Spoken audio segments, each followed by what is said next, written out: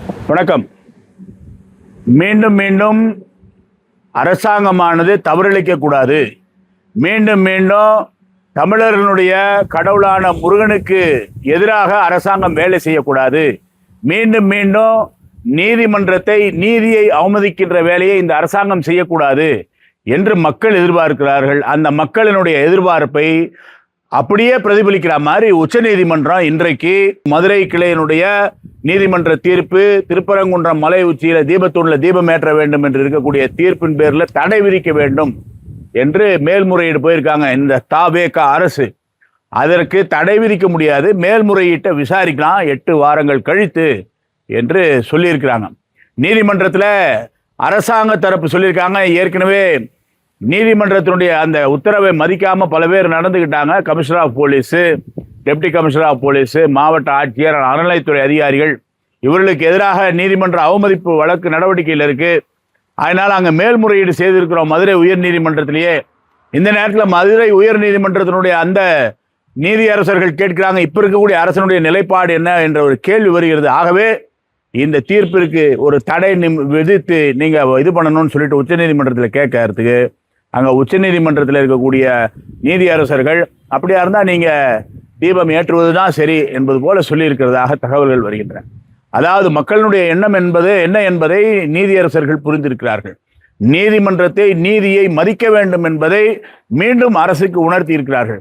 கடந்த அரசு என்ன செஞ்சாங்களோ அதை மீண்டும் நீங்க செய்யாதீங்க. தயவு செய்து தாவேக அரசுக்கு இங்க இருக்கக்கூடிய அந்த அமைச்சர் அவர்களுக்கு, மதுரையை மையமாக கொண்டிருக்கக்கூடிய அமைச்சர் அவர்களுக்கு, மற்றவர்களுக்கு நாம சொல்வது என்ன, நீங்க வைத்திருக்கிறது ஹை வோல்ட் கரண்ட். முருகன் என்பவன் சாதாரணமான ஆளு கிடையாது. தமிழகத்தினுடைய அத்தனை பேரினுடைய அன்பிற்கு உரியவன்.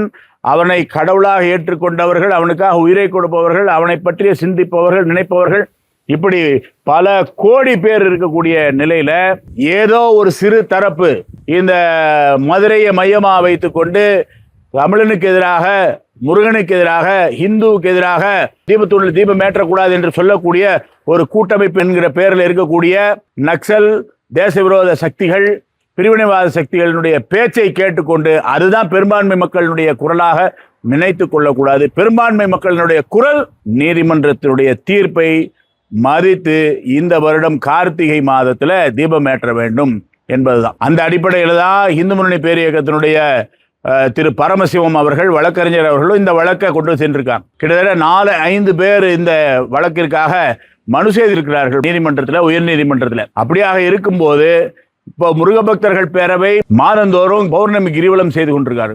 இப்படியாக இருக்கும்போது எப்படி சார் ஒரு தரப்பை மட்டும் நீங்க ஏற்றுக்கொண்டு தடை போடு எப்படி போய் கேட்குறீங்க? உங்களுக்கே யோசிக்க வேண்டாமா? நீங்க இது யாருக்கான அரசு? எல்லாருக்குமான அரசு தானே.